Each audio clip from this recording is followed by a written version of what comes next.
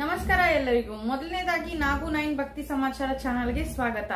ಇವತ್ತಿನ ಸಂಚಿಕೆಯಲ್ಲಿ ಮೈ ಮೋಟಿವೇಶನ್ ವಿಷಯದಲ್ಲಿ ಈ ಒಂದು ಸಣ್ಣ ಟಿಪ್ ನಿಮ್ಮೊಂದಿಗೆ ಹಂಚ್ಕೊಂತಿದ್ದೀನಿ. ಅದೇನಪ್ಪಾ ಅಂದ್ರೆ ಉಪ್ಪನ್ನು ಯಾವ ತರ ಸ್ಟೋರ್ ಮಾಡಬೇಕು ನಾವು, ಅಂದ್ರೆ ಯಾವ ರೀತಿ ಸ್ಟೋರ್ ಮಾಡಿದ್ರೆ ಧನಾಗಮನ ಅನ್ನೋದು ಹೆಚ್ಚುತ್ತೆ. ಅಂದ್ರೆ ನಾವು ಸುಮಾರು ಜನ ಪ್ಲಾಸ್ಟಿಕ್ ಅಲ್ಲಿ ಇಡ್ತಾರೆ, ಪ್ಲಾಸ್ಟಿಕ್ ಅಲ್ಲಿ ಇಡಂಗಿಲ್ಲ. ಗಾಜಿನ ಬೌಲ್ ಅಲ್ಲಿ ಇಡೋರಾದ್ರೆ 1-2 ಲವಂಗ ಅದಕ್ಕೆ ಹಾಕಿ ಇಡ್ಬೇಕು.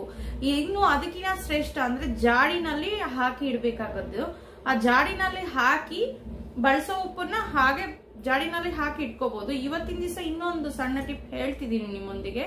ಇನ್ನೊಂದು ಜಾಡಿನಲ್ಲಿ ಕಲ್ಲುಪ್ಪು ಫುಲ್ಲು ತುಂಬಿಸ್ಬಿಟ್ಟು ಅದ್ರ ಮೇಲೆ 5 ರೂಪಾಯಿ ಕಾಯಿನ್ ಒಂದು ಇಟ್ಬಿಟ್ಟು ಒಂಚೂರು ಅರಿಶಿನ ಕುಂಕುಮ ಹಾಕ್ಬಿಟ್ಟು ಅದನ್ನ ಹಾಗೆ ಮುಚ್ಚಿಟ್ಬಿಡಿ. ಅದನ್ನ ಯಾವುದೇ ಕಾರಣಕ್ಕೂ ಕಲಿಸಬಾರದು. ತಿಂಗಳಿಗೊಮ್ಮೆ ಬೇಕಾದ್ರೆ ರೀಪ್ಲೇಸ್ ಮಾಡ್ಕೋಬಹುದು.